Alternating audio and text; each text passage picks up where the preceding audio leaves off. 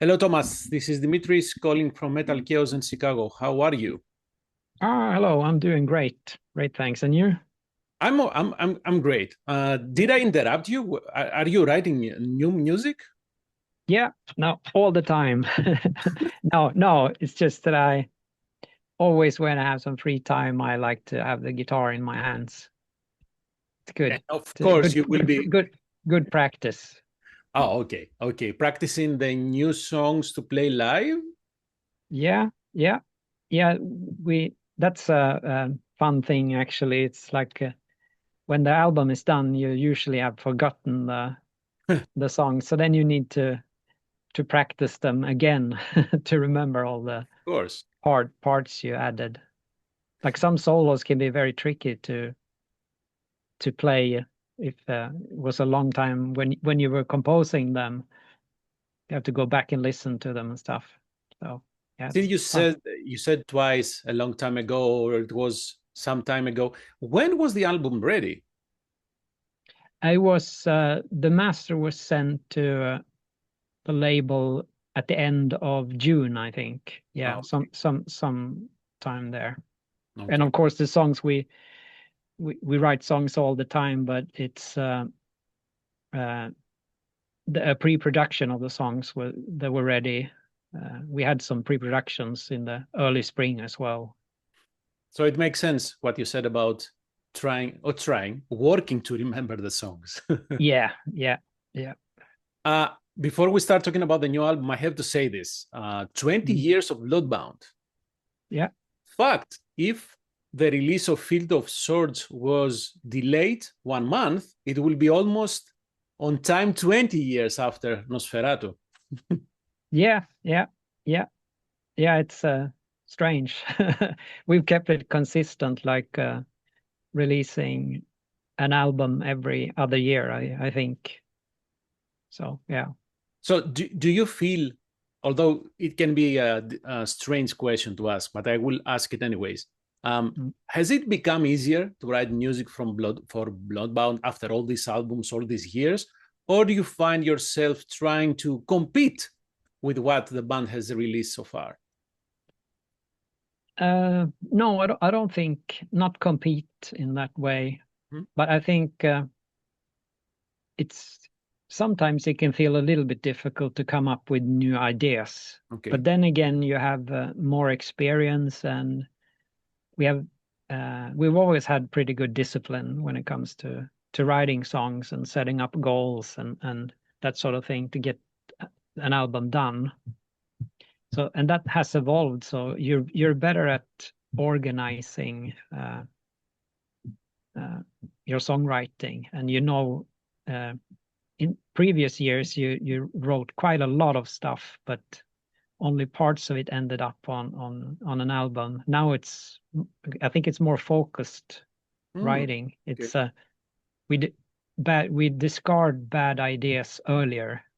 Like if it's not really good that we think it's on an album, we don't continue with that idea. So it's a, but sometimes it can be tough to, like especially if you don't really have a direction, like a concept for the album, and the lyrics can take time to That's write, like to mature as well. So it's a little bit of both.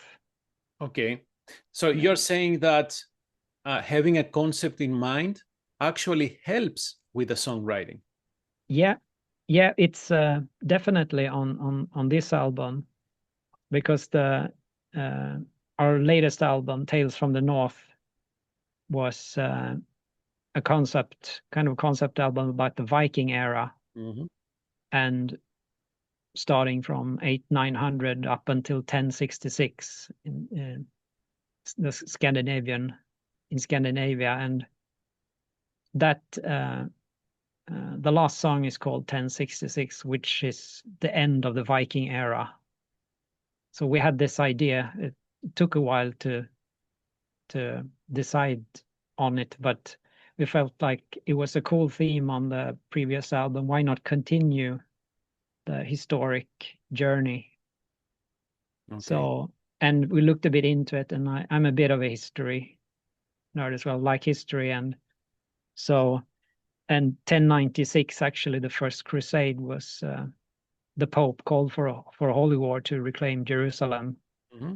So that's kind of happened straight after the battle at Stamford Bridge in 1066, which was the end of the Viking era. So having that concept, and when I started to read more about it as well, it's like it's a time period from 1096 up until roughly 12 and 1290, 1291 something. And there were 9 big crusades. Right.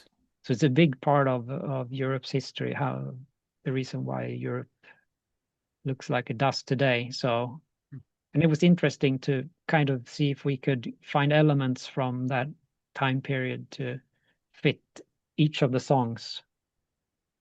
So it's kind of a bits and pieces from that chaotic time period with knights and all that stuff. Yeah, yeah. And it's interesting because there were 9 crusades. So I was almost thinking when I was preparing for this discussion that Bloodbound will have 9 albums to cover each Yeah. crusade. Yeah. Yeah. Actually, I felt a little bit like you say now, because it's when I knew some stuff about history, of course, but when you got into it and read more about it, it's so much that happened during those years. So it could be 9 albums. So we kind of took bits and pieces and tried to cover some important events during the songs, and then the last song, the 9 Crusades, is like a smaller summary of the time period, Right. like an ending of the album. I think it turned out cool with that song at the end. Mm-hmm. It's a good closer for the album, I think. So you close that door. Okay. Yeah, I think so. If maybe we could do like a prequel or something. Wait. We've already done the Along with the subject that you moved the history, you went one step further after the Viking era.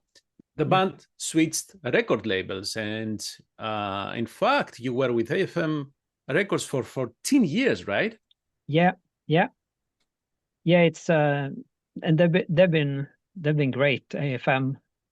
So it's we had the contract was we had basically done the albums that was in the contract, and during quite a few years, and when we've been out playing shows and festivals and stuff, we've been approached by Napalm, and we've met quite a few really nice people from that label as well, and they've shown interest in the band, and yeah, we got a really good offer from them, and felt like it was like the right thing to do.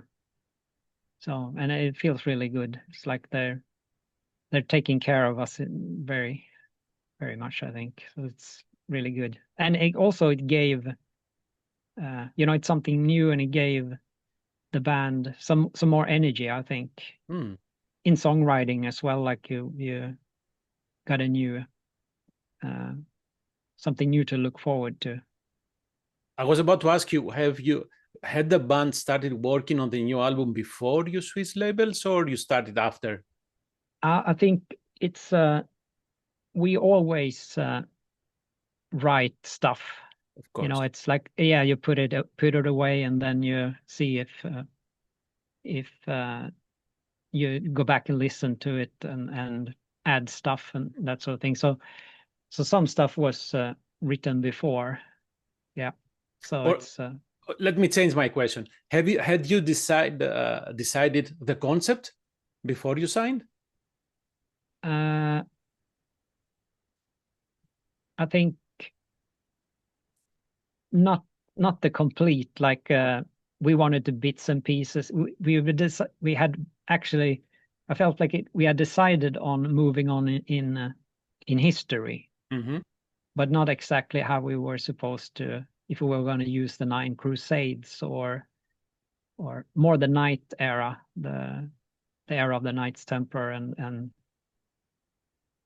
that time period. That's also very well documented time period in movies and books and stuff. So a lot of people know about that era. So we kind of had an idea that we should do that. But it took a while to polish the concept to actually reference stuff from most of the Crusades and what happened. So although to be honest, it was kind of a lot of things happened at the same time. We signed with that. We knew we wanted to do a new album, and then we signed, and so it was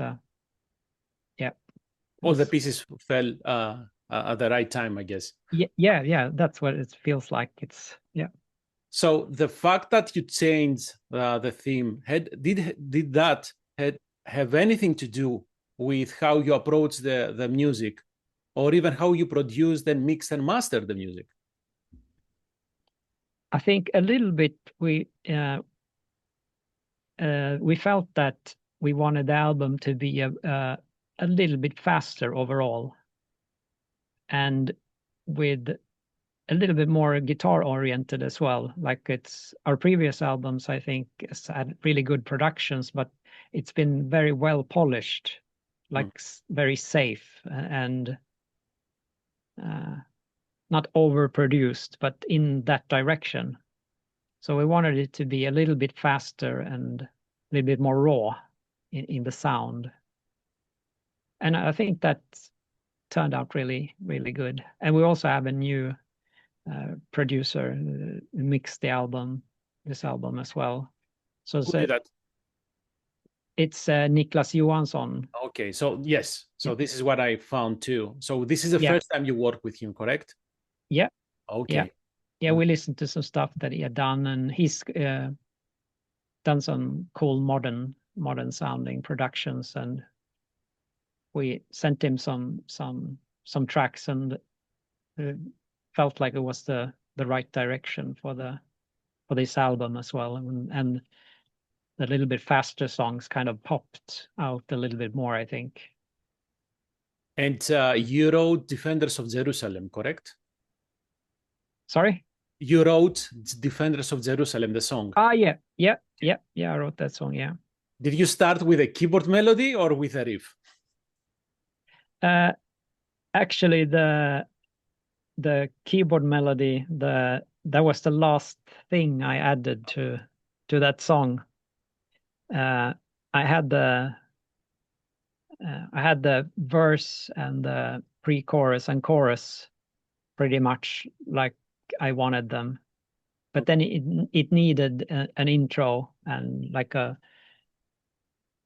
melody comes back after the first chorus as well. So that took some time to play, and I had it on the guitar first, and then I thought, why not overdub with a cool keyboard sound? Oh yeah, it sounds really cool. Yeah, so it took a while to actually put that melody in the song, and it made a bit more drive in the song with that melody, I think. For the album cover artwork, you worked again with Peter Salai. Yeah. So what direction did you give him aside from having a Nosen, right, on the cover? Yeah, Nosen, yeah. We kind of he's very good at making stuff up by himself, of course, but it's we wanted it to reflect the Crusader era, so it felt like he should be. We didn't want like a big red cross or anything on him, but we wanted it to be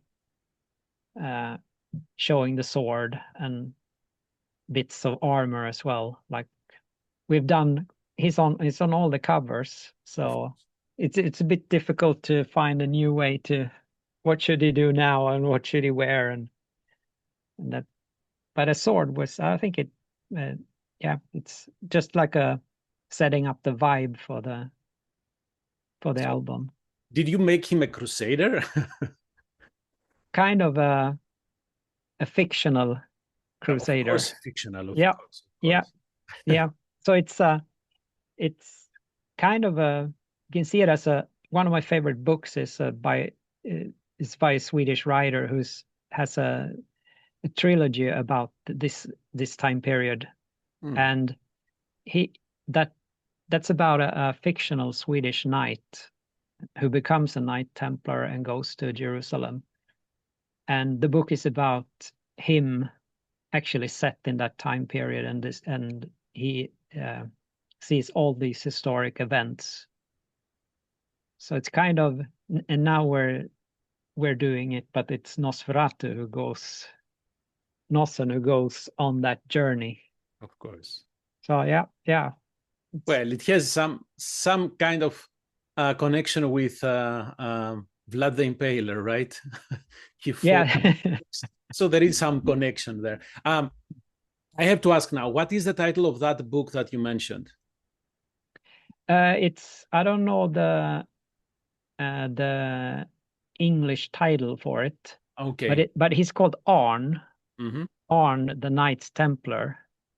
Okay. So I'm not really sure the English title, but the writer is called Jan Guillou.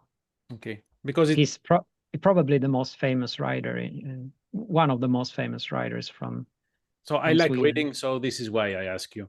Yeah, it's translated in English. It's quite popular book outside of Sweden as well.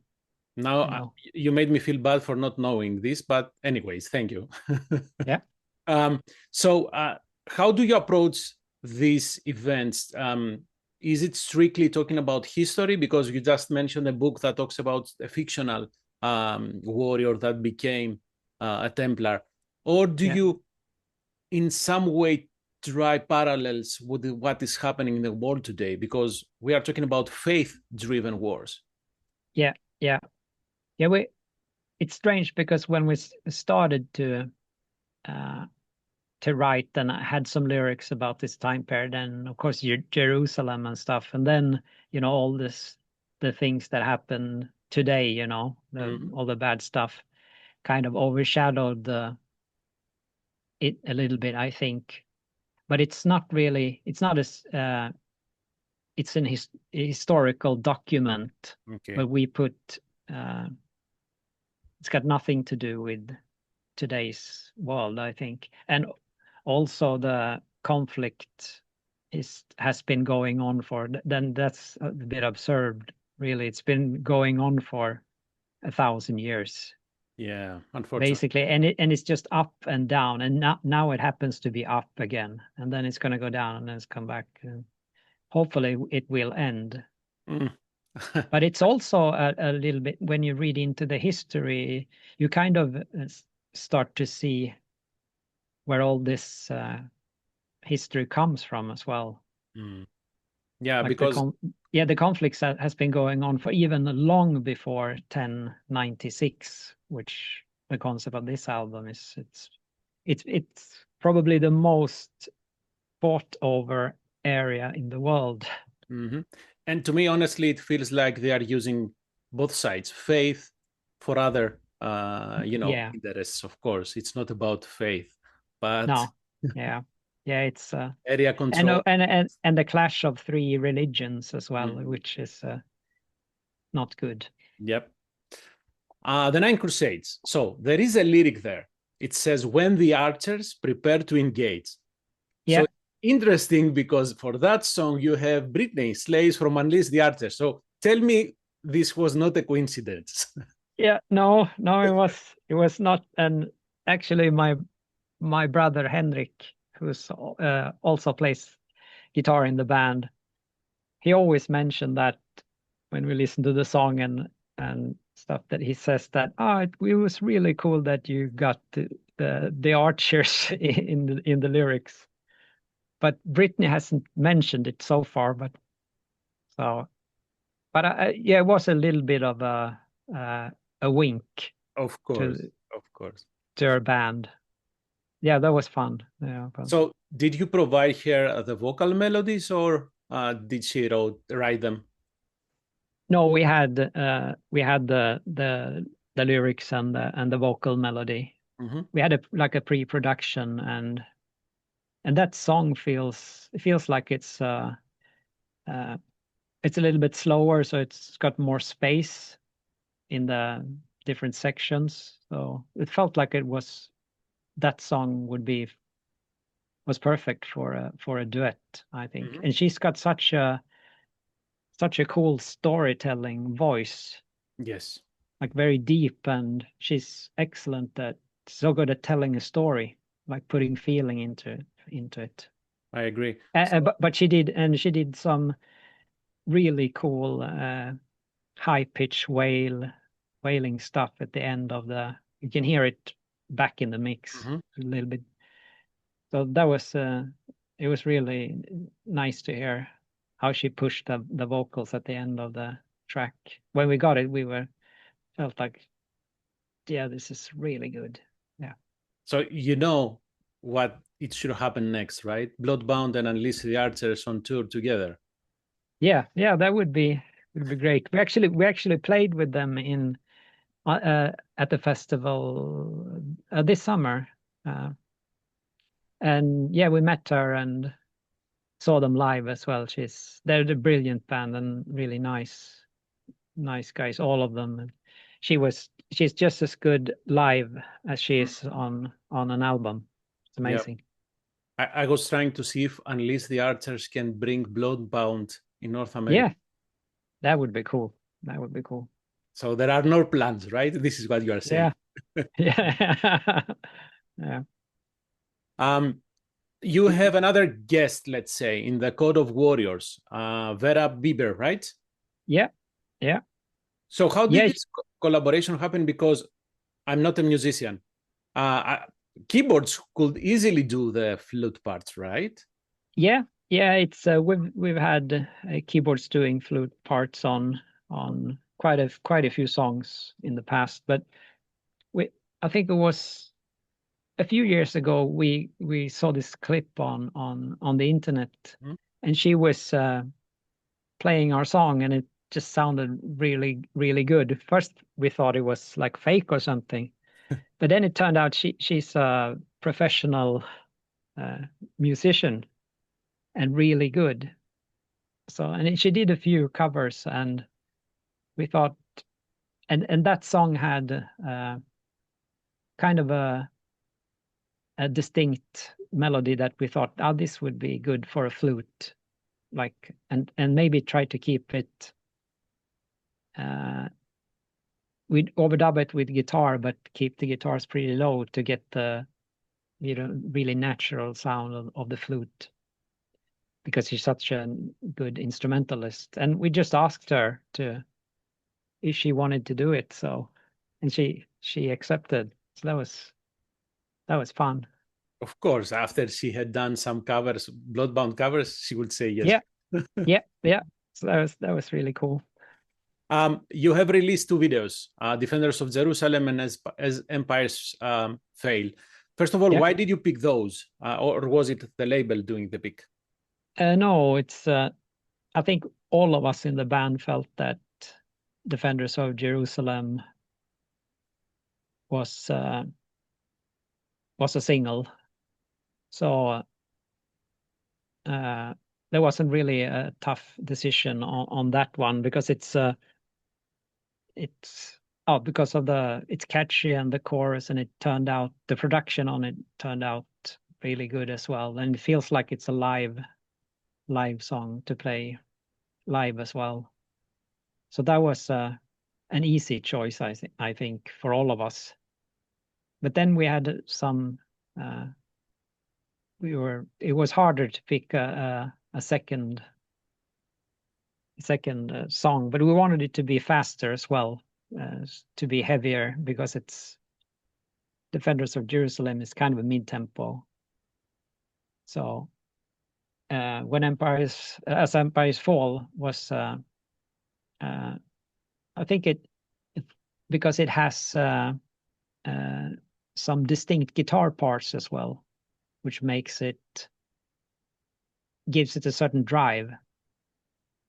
So yeah, I think and it's at the beginning of the album as well. So it's I think it was a good choice for the second video. Will you release a third one, or two is? Yeah. There's another one is coming in a few weeks, just prior to the album release. It's going to be a a lyric video. I will guess Teutonic Knights. No, it's gonna be it's gonna be Field of Swords. Oh, okay. Well, Yeah, yes, of course, it makes. yeah, yeah. Teutonic Knights is yeah, it was a lot of fun when we actually had a listening session at the uh, uh, at Full Metal Holiday in Spain on Mallorca a few weeks ago, and there were a lot of Germans there, and they of course commented on the Teutonic Knights thing. So that was fun. I hope good comments, right? Yeah. They were proud about their knights. There you go. Yeah. Okay, touring plans. What do you have for the rest of 2025, and how 2026 looks for you? Yeah. It's we're planning. Looks like it's going to be a tour in March, and in the spring. That's also excellent time to play, I think, and it's going to be centered around Germany, Central Europe. Yeah, so that's the first step that we're planning now. It should be announced fairly soon, I think. Okay. And again, I will ask, have you heard anything about North America, South America, or even beyond that? Yeah, we had we had an offer to play on the cruise, like the 70,000 tons, but uh, sadly enough, we can't do it because it's yeah, just because of circumstances. People are away, and so we can't, because that's a really cool cruise to play. It's have you been on it? I have not. I have not, to be honest. Yeah, it's from Miami to. I know exactly what Yeah. It's a little bit strange for me going to a cruise and seeing live, but Yeah, do I need to have my sea legs or will I get seasick? I have no idea, man. Yeah. We played it, and the ship is, I think it's just third biggest in the world or something. Oh yeah. It's so big, so it feels like you're in a small town or something. Oof, okay, so there's no seasickness. No. And then you have pools on deck and all that stuff. So yeah, that's cool. Yeah, it would be great to play North America, the US again. We've been there a couple of times, but it's far away, and we actually got offers from South America as well, but that's even more remote. Well, South America is easier because North America has all these visa things. Yeah, now it seems to be even harder to correct to go there and play. Yeah. I don't know what to tell you. I don't know. Hopefully things will get better at some point. I don't know. Yeah. Hopefully. Yeah. Thomas, thank you very much for your time. Love the new album, and hopefully see you live in either side of the big pond. Yeah, that would be cool. Thanks for having me. Absolutely. Have a great rest of your day, man. Yeah, you too. Bye-bye. Bye.